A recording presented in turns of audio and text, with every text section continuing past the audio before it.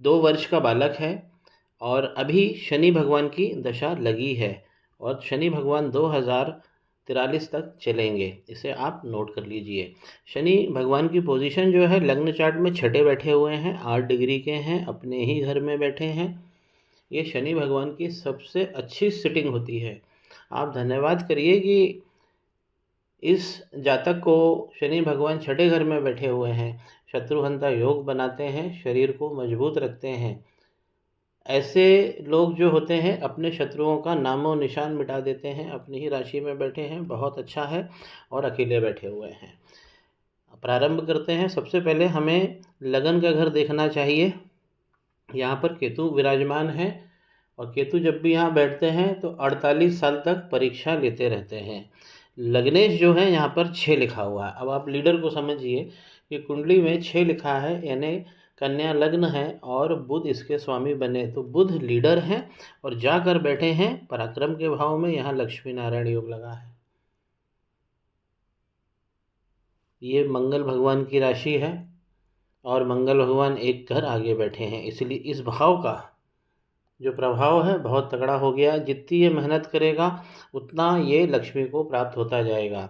तो पहले घर के स्वामी बहुत अच्छी जगह बैठे हुए हैं। अब दूसरे घर के स्वामी हम देखते हैं जो धनेश कहा जाता है, और हमारे पितरों का भी, हमारे कुल का भी विचार, हमारी वाणी का भी विचार इसी दूसरे भाव से होता है। यहाँ पे 7 लिखा है और फिर एक घर आगे जाके तो 7 लिखा है, यानी धनेश, ये तुला राशि बनी और धनेश बने शुक्र, एक घर आगे जाके बैठे हैं यहाँ पर। तो इस धन का भाव इधर भी बढ़ गया और बहुत तगड़ा बन गया। तो लग्नेश की सिटिंग तीसरे घर में अच्छी है और धनेश, ये दूसरे घर के जो स्वामी हैं, उनकी सिटिंग भी तीसरे घर में है। तो कुंडली बहुत सशक्त हो गई। तीसरा भाव हम देखते हैं लाभ का। लाभ में और धन में क्या अंतर है? ये धन है, ये लाभ है। तो धन में और लाभ में क्या अंतर है? लाभ से हम प्रॉफिटेबल इवेंट्स देखते हैं, जिससे हमें मौका मिले और उस मौके को, उस अवसर को, उस शगुन को, जतरे को हम धन में तब्दील कर पाए। तो ये जतरा यहाँ पर बहुत अच्छा इनका बना हुआ है और यहाँ पर थोड़े से कमज़ोर जरूर हो गए हैं डिग्री वाइज। चंद्रमा बैठे हुए हैं अपनी ही राशि में, लाभ का स्वामी लाभेश अपने ही घर में बैठा है।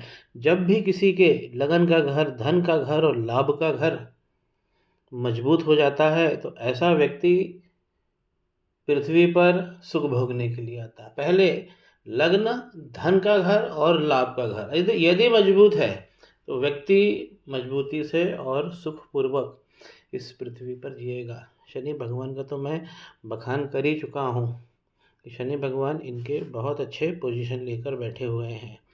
कुंडली के अंदर अगर हम सुखों की बात करें तो यहाँ पर 9 लिखा हुआ है, ये चौथा घर है। आपका घर, आपका मकान, यहाँ मंगल बैठ गए हैं और चौथे घर में मंगल बैठ जाते हैं तो बच्चा मांगलिक हो गया। सूर्य भगवान के साथ बैठे हैं। प्रारंभ में बहुत सारा हेल्थ का इशू दे सकते हैं, तो पहले 5 साल आपको अच्छे से रहना है, कवर कर कर बच्चे को रखना है। यहाँ पर मंगल और सूर्य जब कॉम्बिनेशन में होते हैं तो प्रारंभिक रूप से ये कष्ट जरूर देते हैं, लेकिन बाद में ये दोनों अच्छे पावर देते हैं व्यक्ति को। पराक्रम और शक्ति का समावेश 9 लिखा हुआ है और बृहस्पति जाकर अष्टम घर में बैठे। तो सुखों का जो स्वामी है वो अष्टम घर में चला गया है। तो अष्टम घर में अगर बृहस्पति जाएंगे तो बृहस्पति यहाँ पे पीड़ित माने जाएंगे। तो बृहस्पति इनके कमजोर रहेंगे, इसलिए भी पहले 5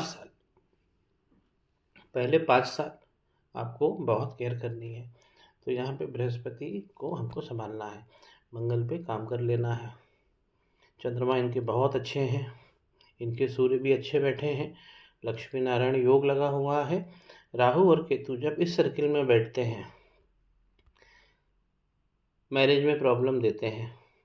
केतु जब भी यहाँ बैठते हैं तो व्यक्ति की लगातार परीक्षा लेते हैं।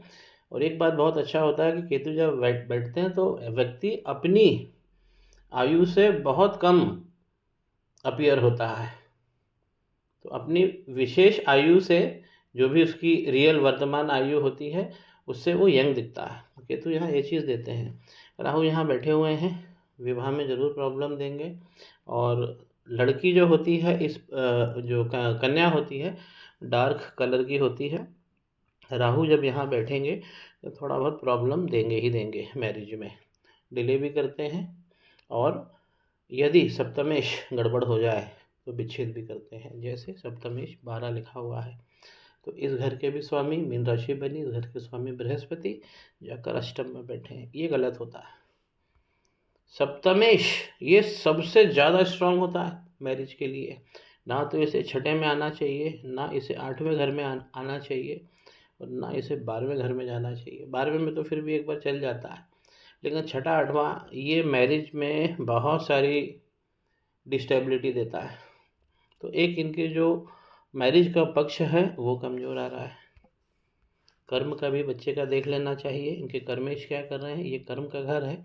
एक तो मंगल और सूर्य इनको देख रहे हैं इस घर को, तो कर्म, पॉलिटिक्स और मीडिया, तीसरे घर से हम यहाँ पे मीडिया भी देखते हैं जो मंगल का घर है, और ये कर्म को भी देख रहे हैं मंगल यहाँ बैठ के। और यहाँ पे लक्ष्मी नारायण योग लगा है। पॉलिटिक्स और मीडिया से पाला इस बच्चे का पड़ेगा ही पड़ेगा, और अगर उसमें करियर बना ले तो बहुत अच्छा है। कर्म यहाँ पर कर्मेश जो है इसमें मिथुन राशि बन रही है, 3 लिखा हुआ है, इसे भी हम समझ लेते हैं। कर्म का स्वामी